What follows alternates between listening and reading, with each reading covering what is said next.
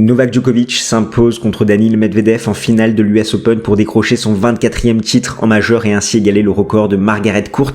Il s'agit de son 4e trophée à l'US Open et c'est un joli pied de nez parce que le Serbe prend sa revanche sur le Russe qui avait brisé ses rêves de Grand Chelem en 2021. Tout ce qu'il faut retenir sur ces deux finales ainsi que le bilan de l'US Open, c'est maintenant sur Game Stand Talk. Jingle. Novak Djokovic s'impose 6-3, 7-6, 6-3 contre Daniil Medvedev et je trouve que cette finale de l'US Open 2023 est un petit peu à l'image du Djokovic qu'on a depuis son retour au plus haut niveau à Wimbledon 2018. Pourquoi je dis ça ? Parce qu'on a eu un Djokovic qui a souffert physiquement. On voit que ce n'est plus le même par rapport à 2011, par rapport à ses compétences athlétiques, sa défense, son endurance. On voit qu'il a beaucoup plus de mal contre ce genre de joueur. En témoignent ses défaites qu'il a pu avoir contre Carreño Busta, Roberto Bautista Agut, même les difficultés qu'il a eues contre Djere, où quand des joueurs arrivent à le tenir dans cette diagonale, lui font vraiment mal avec des balles qu'il n'arrive pas à accélérer, qu'il n'arrive pas à rediriger. Et on sent Djokovic qu'il a du mal dans ces conditions, que sa défense n'est plus celle de 2011 et ça fait un petit peu écho à ce que disait Tony Nadal par rapport au fait que le Djokovic d'il y a 5-6 ans était supérieur à celui de maintenant. Je pense que c'est une question de nuance et que certes le Djokovic de 2011-2015 était beaucoup plus endurant que le Djokovic qu'on a actuellement et que ce Djokovic là faisait facilement plus craquer ses adversaires du fond du court, notamment avec ses grosses défenses qui faisaient pas la faute, qu'il était capable de faire ça durant des heures et des heures. Mais à contrario, maintenant on a un Djokovic qui a des armes beaucoup plus offensives telles que son service, son coup droit ainsi que sa volée et c'est exactement ce qu'on a eu dans ce match. Donc c'est pour ça que je trouve que ça fait bien écho avec cette seconde carrière qu'a eu Novak Djokovic parce que certes Medvedev a donné un sacré challenge à Djokovic du fond du court en défense, notamment dans cette diagonale revers, mais pour compenser tout ça, pour compenser ces petites défaillances, qu'est-ce qu'il faut faire pour Djokovic ? Il faut se montrer agressif. Agressif avec son coup droit, agressif en allant chercher les points au filet pour profiter de la position lointaine du Russe et c'est exactement ce que le Serbe a fait. On va revenir un petit peu sur ce match. Entre nous, cette finale a eu du mal à démarrer parce que il y a ce premier set où on a un très beau premier échange du fond du court avec d'énormes rallyes. On se dit ça part sur de très bonnes bases, sauf que dans le jeu d'après Medvedev va se faire breaker d'entrée et il va un peu en payer le prix durant tout au long de ce set, ce qui fait que ça va être très compliqué pour lui de revenir, même si des fois il va mener 0-30 sur le service de son adversaire, ça va être insuffisant. On a un Djokovic qui va dominer les débats sur le premier set et demi jusqu'à 3 partout où sa tactique elle est très claire. Il va servir les extérieurs, monter au filet pour profiter de la position lointaine de Medvedev. Il va arriver à tenir cette diagonale revers, notamment avec du slice pour casser un petit peu le rythme de son adversaire, ne pas lui donner une balle facile à attaquer. Et c'est surtout côté coup droit qui va faire la différence dans ce début de match. Un Djokovic très agressif dans ce compartiment de jeu-là, qui n'hésitera pas à changer de direction, à insister sur la diagonale de Daniil Medvedev côté coup droit. Et un Medvedev qui on le sait est un peu trop passif dans ce compartiment de jeu-là. Pour revenir sur les stats de ce premier set, c'est 56% de première pour Daniil. Par contre, c'est seulement 52% de première pour Novak Djokovic. On sait qu'un relanceur de la trempe de Medvedev, c'est bizarre qu'il n'en ait pas profité parce que les zones choisies par Djokovic faisaient très mal à chaque fois, c'était les extérieurs ou le slice un petit peu fuyant côté coup droit et Daniil allait très rapidement à la faute. 73% de points gagnés sur de la première balle côté Daniil et 80% côté Djokovic, et ce qui fait mal c'est les 33% sur seconde balle du Russe, alors que Djokovic c'est 53% de points remportés sur sa seconde balle. Et surtout 12 fautes directes pour Daniil Medvedev pour 8 coups gagnants, là où c'est 12 coups gagnants pour 10 fautes directes dans le premier set pour Novak Djokovic. Donc c'est dans ce second set que ça va s'enflammer à partir de 3 partout jusqu'au tie-break où ça va créer un petit peu de tension, un peu un souffle épique à cette finale. On va se dire peut-être qu'elle peut partir dans des dimensions qu'on connaît pas, même si derrière Djokovic a calmé les ardeurs. Pourquoi ? Parce qu'on a eu un Medvedev qui va commencer à faire le mur du fond du court, qui va se montrer extrêmement solide, il va rallonger un petit peu les échanges côté revers, ça va être très bien ce qu'il fait, il va trouver de la profondeur sur le revers de son adversaire pour justement l'empêcher un petit peu de changer de direction, d'attaquer ses balles. Côté coup droit, il va essayer d'être un petit peu plus agressif et on va voir Djokovic peiner physiquement, qui va commencer à tirer un peu la tête quand même. On va le voir très fatigué et c'est un peu et ça fait un petit peu écho à ces matchs contre des Bautista Agut, des Carreño Busta. Et qu'est-ce que Djokovic fait justement pour compenser tout ça? C'est là où on va voir son QI tennis qui est très élevé. Il va se dire ok, mon adversaire fait le mur, il fait pas de faute, qu'est-ce que je dois faire? Moi je dois aller chercher cette victoire, je dois faire la différence en allant vers l'avant, en me montrant plus agressif, et c'est exactement ce qu'il va faire, notamment côté coup droit, ce qu'il avait commencé depuis le début de la rencontre, mais surtout en faisant beaucoup de services volés montant au filet dès que possible, en sauvant pas mal de balles importantes sur des services volés à des moments vraiment clés, notamment sur ces balles de break, cette balle de 7 que Daniil Medvedev va obtenir dans ce second set. Rends-toi bien compte, au filet c'était 21 points gagnés sur 23 disputés, 91% de réussite au filet pour Novak Djokovic. Dans ce second set, on va vraiment voir toute l'évolution de son jeu, ce développement de son tennis vers l'avant qui va faire mal à Daniil Medvedev parce que il a cette position lointaine à la relance et derrière qu'est-ce qu'il va faire? Il va servir extérieur, volée courte, et il y a certaines volées bien senties de Novak Djokovic avec un Daniil Medvedev qui n'a pas une grande qualité de passing, qui va un petit peu en souffrir. On sait que on dit beaucoup à Medvedev de se rapprocher de sa ligne. Je suis pas totalement d'accord, sachant que je pense pas qu'il soit à l'aise avec cette position proche de sa ligne à la relance. Pourquoi? Parce qu'il a une grosse amplitude des deux côtés et c'est pas un joueur qui va s'entraîner énormément à relancer de très très près. Donc je pense qu'il y aurait eu plus de déchets, mais Medvedev peut s'en vouloir parce qu'il y a certains moments où il s'est montré un petit peu trop passif. C'est lui qui va faire le mini break, le premier dans le tie break, et il ne va pas en pouvoir capitaliser dessus. Donc c'est un petit peu compliqué pour lui face à un Djokovic très réaliste comme d'habitude, avec cette capacité à monter au filet, à mettre la pression, à agresser un peu plus son adversaire, à augmenter sa vitesse de raquette dans les moments qui comptent. Même s'il souffrait, on savait que ce deuxième set était clé. C'était un petit peu le tournant comme à Wimbledon 2023 contre Carlos Alcaraz où il prend ce deuxième set au tie-break et ensuite ça fait une envolée lyrique en 5-7. Là on savait que si Djokovic arrivait à verrouiller ce set, il allait s'imposer en 3-7, et si Medvedev il arrivait à aller prendre ce set, ça pouvait faire tout autre chose. Et finalement on a plus eu un scénario à la US Open 2018 comme Juan Martín del Potro qui ce deuxième set le perd au tie-break et avait eu un mini break dans ce second set.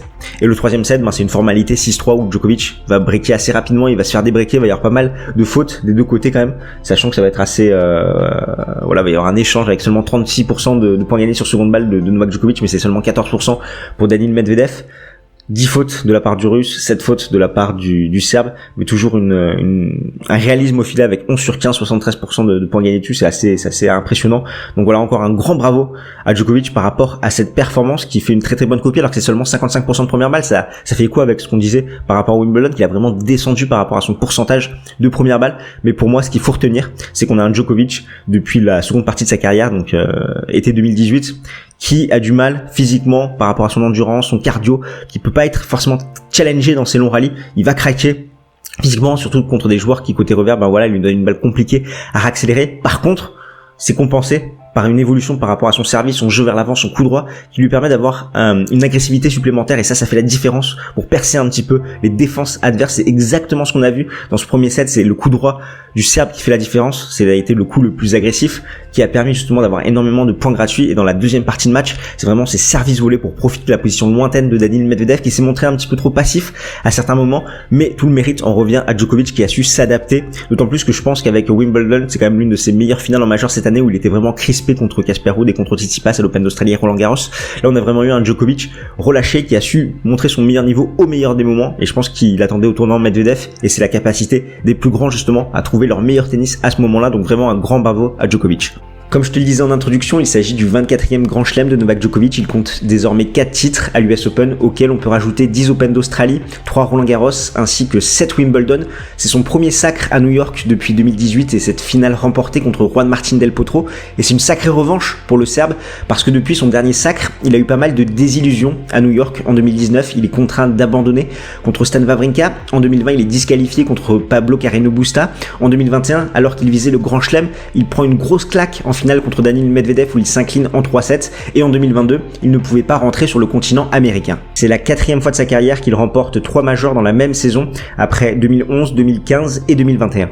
Et je pense que l'on se rend pas bien compte des performances de Novak Djokovic. Depuis son retour au plus haut niveau à l'été 2018, il a remporté 12 tournois du Grand Chelem en 19 participations, et la moitié de ses sacres en majeur ont été faits après ses 30 ans, ce qui fait qu'en 12 ans, Novak Djokovic il a cannibalisé le circuit. Que dire de plus? C'est sa 12e victoire consécutive depuis sa désillusion à Wimbledon, sachant qu'il s'est imposé à Cincinnati dans un combat homérique contre Carlos Alcaraz. Et comme on le disait après le Grand Chelem britannique, cette défaite c'était un mal pour un bien. Pourquoi? Parce qu'il serait arrivé à New York avec cette pression encore du Grand Chelem comme en 2021, ce qui fait qu'il n'aurait pas pu concourir dans les meilleures dispositions parce qu'on n'aurait pas arrêté de lui en parler, et forcément il se serait rajouté de la pression. Donc cette défaite à Wimbledon, je le redis, c'était une bonne chose. Et maintenant, Novak Djokovic comptabilise 11 795 points, soit 3 260 points d'avance sur Alcaraz. À la race, il a seulement 770 points d'avance sur l'Espagnol.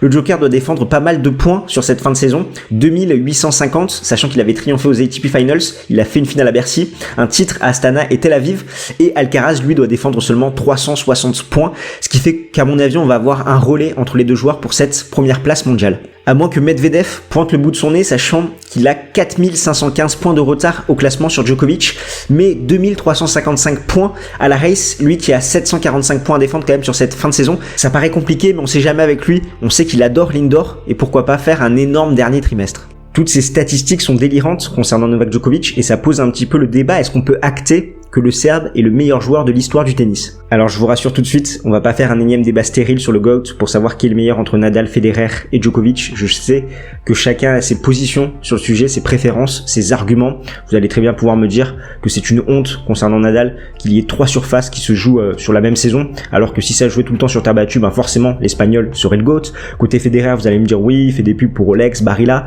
Les pros Djokovic, vous allez me dire bah attendez, les statistiques là, vous nous avez rabâché pendant des années les statistiques, maintenant qu'il est devant les statistiques, il n'y a plus les statistiques. Bien évidemment, je caricature et je grossis les traits, mais je pense qu'on est en droit de se poser la question par rapport aux accomplissements de Novak Djokovic, et encore une fois, tous ces joueurs sont des légendes et ont marqué vraiment ce sport, ils ont su animer des saisons et ils ont apporté chacun des choses à ce sport pour le faire évoluer, le bonifier. D'ailleurs, on voit qu'on a toutes les peines du monde à avoir une bonne saison de tennis, parce qu'on les regrette, ces 3 légendes qui se bataillaient sur l'ensemble de l'année. Maintenant, c'est beaucoup plus compliqué, d'autant plus quand il n'y en a plus qu'une seule qui reste. D'ailleurs, je vous vois venir en me disant que Djokovic a gagné la plupart de ses grands titres dans une période où la concurrence était très très faible, sauf que j'ai envie de vous dire, les cocos, que Djokovic, lui, il est là, il est en bonne santé à 36 ans, ce qui n'est pas le cas des autres. Par exemple, Nadal, il a préféré faire le guignol en exhibition en début de saison, il n'a pas soigné correctement ses problèmes de fin de saison dernière, ce qui fait qu'il en paie un peu le prix sur 2023, qui va peut-être revenir en 2024, et tout le mérite en revient à Novak Djokovic qui connaît parfaitement son corps, qui arrive à atteindre ses pics de forme au bon moment, et ça aussi c'est la marque des plus grands. Après, à leur façon, ce sont tous un petit peu des super-héros qui ont su vraiment marquer de leur empreinte le tennis, et chacun a ses propres records qu'on peut comparer entre eux. Et justement, j'ai envie de te faire une métaphore. Est-ce que tu connais Martin Cooper? Bah justement, Martin Cooper, c'est l'inventeur du téléphone portable, ce qui fait que toi, tu vas forcément plus connaître un Steve Jobs qui a su faire évoluer le téléphone portable, notamment avec le smartphone, l'introduction de l'iPhone. Et ben c'est exactement pareil pour le tennis. On sait que pour certains, Roger Federer c'est le GOAT parce qu'il a su apporter sa patte au tennis, mais un Novak Djokovic qui a su capitaliser sur l'héritage du Suisse pour aller encore au-delà et le dépasser, il a tout autant sa place dans le débat. Et surtout qu'on aura beau débattre des heures, à la fin de la journée, qui sait qui a 24 grands chelems, qui détient le record avec Margaret Court, qui sait qui va avoir là 390 semaines en tant que numéro 1 mondial, 39 Masters 1000, qui a un bilan favorable sur ses 2 principaux rivaux que sont Federer et Nadal, c'est Novak Djokovic, et ça c'est indéniable. Et pour tout ça, oui, je pense que le Serbe a clos le débat et que c'est le meilleur joueur de l'histoire du tennis. Est-ce que tu connais le nouveau concept pour faire fructifier ton argent? Ça s'appelle Royalties et c'est justement le sponsor de cette vidéo. Tu connais la bourse, j'imagine, tu investis sur des entreprises auxquelles tu crois en achetant des actions, et en fonction de leur performance, tu vas avoir des rendements. Royalties, c'est exactement la même chose, sauf que tu n'investis pas dans des entreprises, mais bel et bien dans des talents. Donc là, on va s'intéresser au tennis, mais il y a tous les sports qui sont représentés, ce qui va te permettre de diversifier ton portefeuille. Au niveau des joueurs qui sont représentés, tu as notamment Daniil Medvedev, Noskova, Caro Garcia, Hugo Gaston, Corentin Moutet, Borna Coric, Lorenzo Musetti et plein d'autres. Je t'invite à aller sur leur site internet pour voir un petit peu qui est présent et comment ça se passe. Tu vas acheter un ROI, ce qui est l'équivalent d'une action pour les entreprises en bourse. Donc là, tu prends un ROI. En moyenne, le ROI d'entrée est à 2 €. Bien sûr, ça peut fluctuer en fonction du succès du joueur en question. Et derrière, en fonction des performances de ce joueur, que ça soit sur le terrain et sur les réseaux sociaux, tu as un algorithme qui te calcule tout ça et chaque mois, tu as une plus-value par rapport à ton investissement initial. Donc ça, c'est vraiment ultra intéressant parce que tu vas être embarqué dans l'aventure d'un joueur auquel tu crois et derrière, par rapport à ses succès, tu vas les vivre directement, sachant que ça va te permettre de faire fructifier ton argent. Je trouve que le concept est vachement intéressant. Ça change de la bourse et derrière, tu as plusieurs sports qui sont représentés. Je t'invite à aller jeter un coup d'œil. On a un lien d'affiliation, je te le mets dans les commentaires. Derrière, tu crées ton compte, tu fais ta première transaction. Donc, c'est-à-dire que tu achètes un ROI, tu vas investir dans un talent.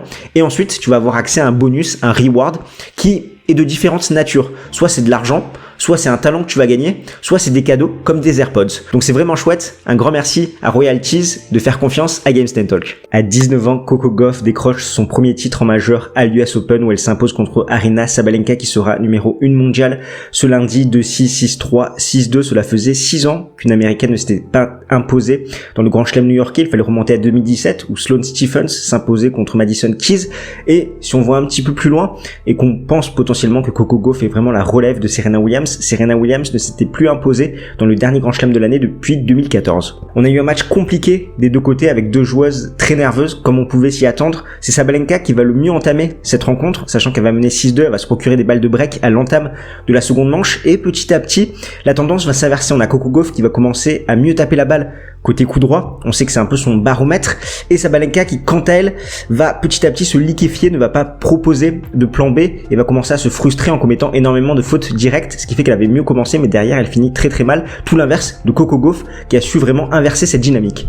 Avant le match, on se demandait si l'expérience de Sabalenka allait faire la différence, et finalement on a bien vu que ça n'a pas été le cas. Certes, elle a fait une meilleure entame que son adversaire, mais derrière on a Coco Gauff qui a été porté par ce public, et on sait la pression que ça peut être, ce public, ses supporters, sur l'adversaire justement qui joue en une américaine. Ça a été exactement ce qu'on a pu voir avec petit à petit une Sabalenka qui est retombée dans ses travers, quand même 6 doubles fautes, 52% de première balle, 41% de points derrière sa seconde balle, 46 fautes directes, c'est vraiment la pire copie de l'ensemble de sa quinzaine. Donc d'une certaine façon, son expérience, son premier majeur acquis à l'Open d'Australie n'a pas servi, et on a eu une Coco Gauff qui s'est transcendée, qui a fait parler ses compétences athlétiques, ses compétences défensives avec sa profondeur de frappe, qui ont vraiment gêné Sabalenka. Ça l'a frustrée, elle a commis énormément de fautes directes, sachant qu'elle a eu du mal à trouver la solution et à s'adapter, à trouver un nouveau plan de jeu avec une Coco Gauff qui était vraiment survoltée, même si globalement le match ne restera pas dans les annales. Et je pense que le facteur X côté Coco Gauff, c'est vraiment Brad Gilbert qui a rejoint l'américaine depuis quelques semaines. Si on fait un peu d'historique, en 2003, quand il va venir épauler Andy Roddick, l'américain va avoir des résultats assez rapidement avec un titre au Queens, une demi à Wimbledon, un titre à Indianapolis, une demi-finale à Washington, un titre à Cincinnati et à l'US Open. Et là on est un peu dans la même dynamique, sachant que Coco Gauff s'est imposée à Washington et Cincinnati, elle s'est inclinée seulement contre Pegula au Canada, elle est sur une série de 12 victoires consécutives, et depuis la fin de Wimbledon, c'est 18 victoires pour une défaite, et on commence à sentir les progrès sur son côté coup droit, notamment à Washington où elle fait une semaine parfaite sans concéder le moindre set. Là, il y a toujours des hauts et des bas, mais globalement elle arrive à trouver beaucoup plus de stabilité dans ce coup.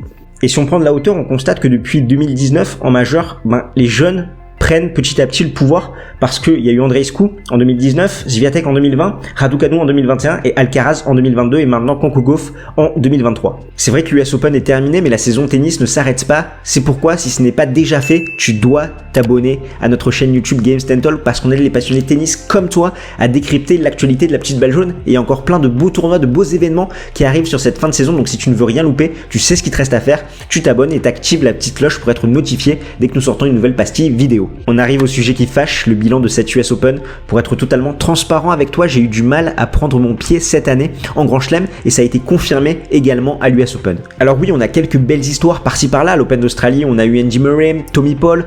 À Roland Garros, on a eu le retour de Casper Ruud, Alexander Zverev. À Wimbledon, Eubanks. Et à l'US Open, on a eu ce gros match entre Medvedev et Alcaraz, et également Ben Shelton, la pépite américaine qui arrive en demi-finale.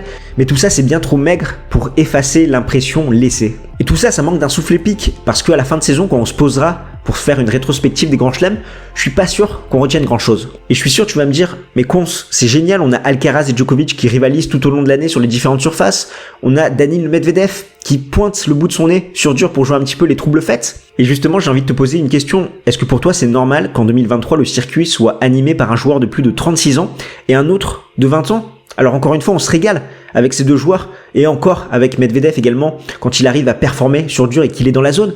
Mais derrière, finalement, qu'est-ce qu'on retient ? Qu'est-ce qu'il y a ? C'est un petit peu l'arbre qui cache la forêt. Parce que oui, encore heureux qu'il soit là, sinon ça serait le néant. Parce que oui, le niveau du top 10 en ce moment, c'est vraiment quelque chose. On a Yannick Sinner qui a certes brisé son plafond de verre en remportant son premier titre en Masters 1000 à Toronto, mais derrière c'est beaucoup trop friable physiquement, en témoigne cette nouvelle défaite en 5-7 à l'US Open contre Alexander Zverev. Holger Rune qui a animé la saison sur terre battue, mais qui est beaucoup trop brouillon. Après, c'est une année de transition pour lui, il est encore en construction, et je pense que l'Italien et le Danois, c'est les deux joueurs les plus excusables dans ce top 10. Mais quand on regarde la suite, c'est quoi ? C'est Stefanos Tsitsipas qui en ce moment a plus la tête à Paola Badoza, Côté Nice, Andrei Rublev, qui certes est relativement stable avec ses quarts de finale en majeur, mais il a du mal à aller au-dessus, à trouver un plan B. Justement, je t'invite à l'aider peut-être à trouver un plan B parce que son plan A il fonctionne très bien, mais quand ça marche pas, derrière il y a plus personne. Fritz qui joue bien qu'en ATP 250, dès que ça commence un petit peu à se corser, finalement il arrose, comme on l'a vu contre Novak Djokovic, il a roulé sur cette première semaine, mais contre le Serbe, il a été incapable de bien jouer. Et enfin, Casper Ruud qui a eu son pic de forme en exhibition durant l'intersaison avec Rafael Nadal, mais qui derrière ne fait plus rien du tout. Et du coup cette année j'ai systématiquement la même impression sur chaque majeur, et pourtant ça fait 19 ans quand même que je suis le circuit principal, et c'est la première fois que ça me fait ça. Et je vous vois venir, certains qui vont dire oui Cons, tu dis ça parce qu'il n'y a plus Nadal, ça n'a rien à voir. L'an dernier à l'US Open on s'est régalé, et pourtant c'est pas l'Espagnol qui a triomphé, c'est un autre Ibérique qui a triomphé. Et cette année, à chaque fois, sur chaque grand chelem, on retient quelques matchs par-ci par-là. Là il y a eu des bons matchs à l'US Open avec cette demi-finale entre Alcaraz et Medvedev, mais c'est beaucoup trop faible par rapport au reste des matchs qu'on a tout au long de l'année. Bon, il y a quand même un petit peu de positif dans cette quinzaine avec des jeunes qui poussent comme Stricker, Arnaldi, Fils, qui sont, je le rappelle quand même, le futur de demain. Donc c'est important qu'ils prennent des repères maintenant, qu'ils puissent grandir, puissent évoluer, parce que c'est eux qui vont nous faire vibrer dans les années à venir. On notera également le retour qui se confirme de plus en plus pour Alexander Zverev avec ce quart de finale où il s'incline en 3-7 contre Carlos Alcaraz et une très belle victoire contre Yannick Sinner.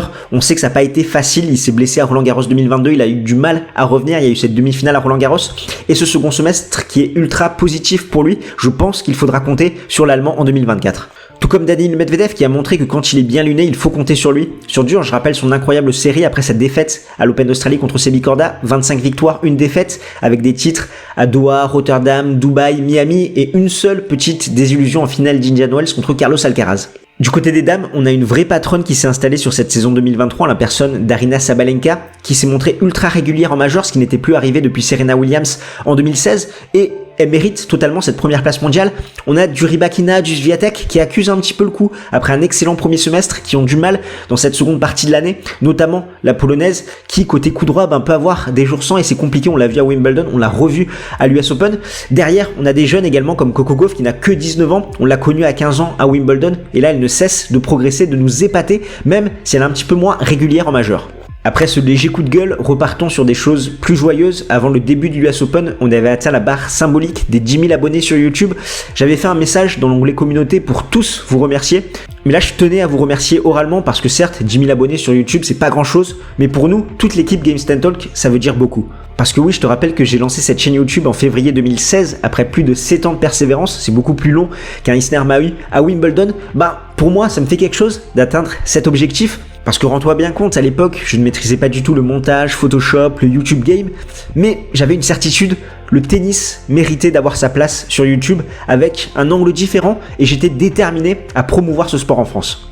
Mais je suis pas tout seul, Comme tu l'auras compris, Game Stand Talk, c'est avant tout un collectif. Ça fait vraiment écho au talk du nom de notre chaîne parce que c'est important de confronter des avis, des opinions. C'est bien beau de s'entraîner contre un mur au tennis, mais c'est quand même mieux en match pour progresser. Là, c'est exactement la même chose. Chaque chroniqueur qui est passé sur cette chaîne a laissé son empreinte et un grand merci à l'équipe actuelle, Alex, Greg, Arthur, Max, Josh, Omid et Robin. Et surtout, un grand merci à toi qui est en train de nous regarder, tu es bien plus qu'un simple spectateur, tu nous donnes la force de servir nos meilleures vidéos.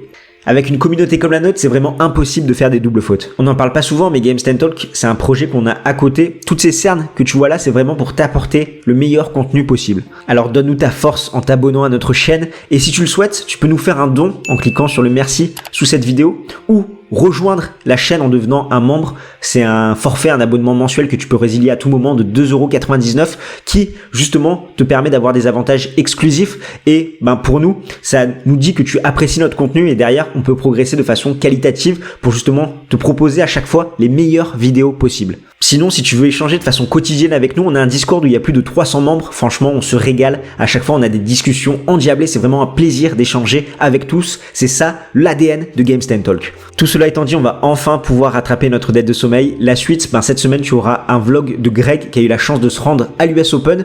Et pour le reste, nous, on se retrouvera au Masters 1000 de Shanghai, sachant que c'est le retour de la tournée asiatique cette saison. Et si t'es impatient, tu peux aller voir cette vidéo qui est sans doute la meilleure vidéo de la chaîne où on essaie de mieux comprendre le personnage de Novak Djokovic.